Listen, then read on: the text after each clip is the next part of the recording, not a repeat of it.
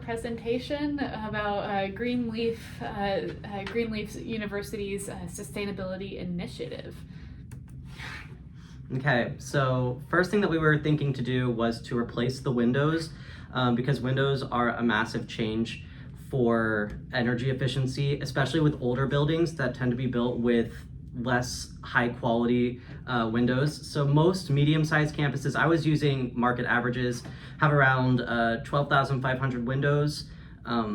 So we weren't able to change all of them and stay within budget and also do all the other things that we want to do. So we decided to change 9,500 windows so that we can target mostly older buildings and not replace windows in new buildings that already have good windows. So this will help in improving insulation in the buildings, specifically the academic and dorm buildings. So when we're thinking about cost, I've used market averages for this too. We're assuming a cost of $800 per window for materials and labor. So for 9,500 windows, that's going to be around $7,600,000, which is most of the budget given to us, but it's going to make a massive change in sustainability, so we deem it worth it. On top of that, we're also going to be changing the lighting. This is something that we're actually going to be able to replace all of them, even in the new buildings, assuming that they use fluorescent lighting. So this would be the switch from fluorescent lights to warm LED lighting. Most medium-sized college campuses have around 30,000 lighting fixtures. So because we have enough budget to replace all of them, that's what we're doing. So not only is this going to improve energy efficiency because LED lights last longer, we're also going to reduce waste because of that, because we're not throwing away a bunch of light bulbs all the time. They'll actually stay in the fixtures for longer. So that is less actual like plastic in dumps and things along those lines. So the cost of each light fixture for materials is around $50, and also for installation, so that's both labor and materials. And because we're replacing 30,000 light fixtures, the total cost will be around $1,500,000. One of the improvements that we want to make on Greenleaf College campus is implementing a rooftop garden.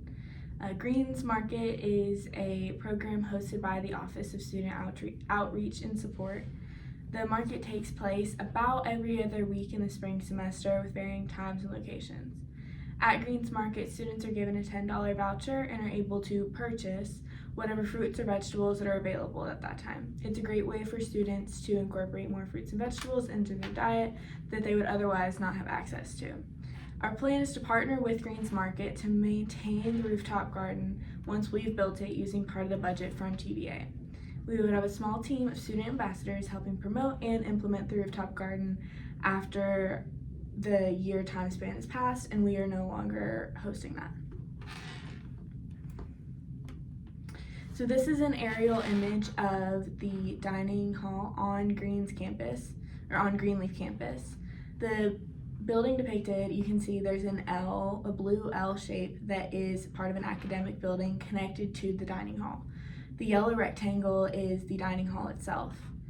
The education building has windows that overlook the dining hall. And as you can imagine, the current view of the dining hall rooftop is not extremely motivating for students who are in the academic building. This placement ensures easy access to the rooftop garden and improves the overall visual appeal of the building. This is a rough layout of the dimensions of the rooftop. Since we don't have the exact schematics of the building, we kind of have to do some guesstimating, but we've estimated the width and depth of the building itself, as well as any obstacles such as heating or cooling vents that are on the rooftop. Everything's been a little bit overestimated for obstacles, underestimated for the actual size of the building itself to ensure that we're not accounting for space that we don't have.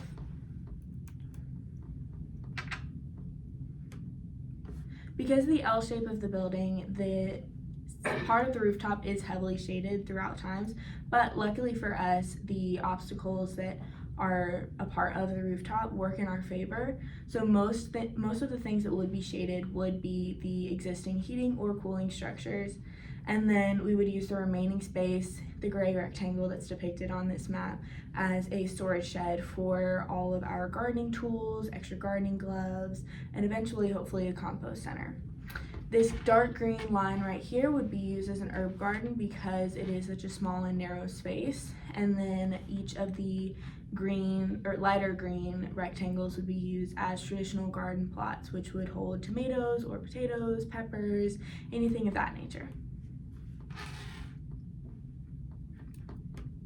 Okay, so when we're thinking about the budget for this, I based this number specifically on what was given in the case document, which was around $100,000 for any sort of student engagement, those sorts of campaigns. So I allotted that much for the construction and maintenance. We probably won't actually need that much money, but I thought it better to overestimate than to not have enough. And also we recognize that the costs after the first preliminary year of doing it is probably going to be different once we are collaborating with members of the community. We may be able to purchase materials for less money because we have some sort of agreement with them. So this is really just the figure for the first year. Okay, so for campus engagement, obviously with all these new renovations and changes going on, the students need to be made aware of everything happening. So to begin the initiative, we will have a team of 10 student workers who will promote the rooftop garden. We are going to have an essentials closet that we will talk about next, and organize events to bring awareness to everything happening on campus. After the first year introduction period, we will drop down to a team of 5 student workers who will manage the rooftop garden and the social medias that are still doing the events and being made aware of everything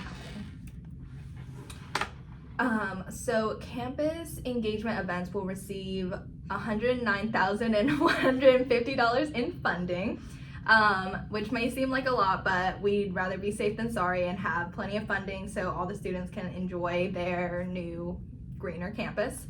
Our first event will be the rooftop garden ribbon cutting. So whenever the rooftop garden is finished, we will have a ceremonial ribbon cutting where students are able to come and see how the rooftop garden works, and then it will also be the introduction into the Greens Market and how students are able to get fresh produce and vouchers and stuff of that nature.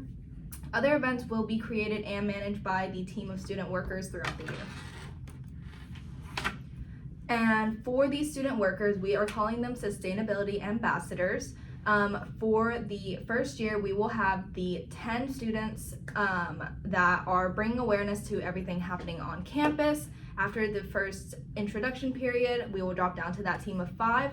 The application process for the ambassadors will be the summer before construction and everything starts, so we have that team ready to start bringing awareness to everything.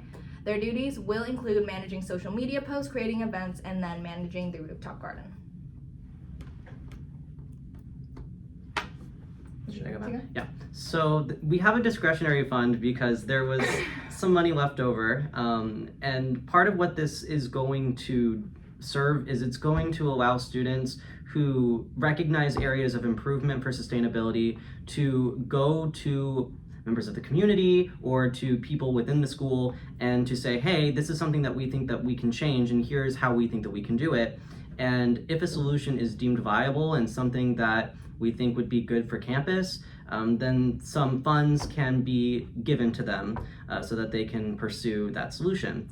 But students do have to submit a proposal, so they do have to go through an actual official process in order to get approved for those funds. It's not just like oh hey, I'm gonna go to someone and ask for money and get it. They do go through a pretty rigorous process in order to get approved for that money. But it is a good way for students to have some involvement in sustainability pursuits.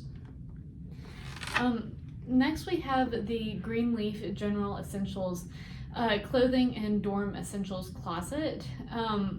So at the end of each school year, students often get rid of lots of items that could be reusable or aren't ready to be thrown away yet. Items like microwaves, air fryers, dishes, bedding, shower caddies, all those sorts of things that are essential for students living on campus are going to be waste rather than being used in the way that they should be used. And one of the ways that we can prevent this is by having students donate their leftover goods at the end of each year to the Greenleaf General Essentials clothing closet. And then this closet will have clothing that students are also willing to donate, and then other dorm essentials like the things I listed before. To set this up, all we need is a space to house all of the items. And then after we have the space, it'll require minimal staffing and then some contributions from the community, like donations from students, staff, employees, and then also community partners. And then this just helps reduce overall waste by reusing items for those in need. So indigent students or students who are unable to afford or come to campus with these essential items are able to get these for free, and that'll be really good. So the overall budget for all of the campus engagement stuff, social media campaigns are going to receive $50,000 just for any miscellaneous costs that may arise. You never know. And then the $57,600 seems like a really specific number, and it is. It's because we are assuming within the first year we're going to have 10 student workers that are working probably around 15 hours a week for a 32-week year. So we're trying to allot that money for wages because the student worker should get paid. So that is what that number is for. And then the essentials closet's going to get $8,250 just to make sure that there's a space for the items to be in, and also to buy the beginning inventory before we're able to get contributions from the community. Overall, our goal is to implement an initiative that is feasible long-term. By getting students involved and partnering with existing programs, we hope to ensure the sustainability initiative is just that, sustainable. Thank you so much for your time and consideration. That's all we have for you today. Thank you. Thank you. Cool.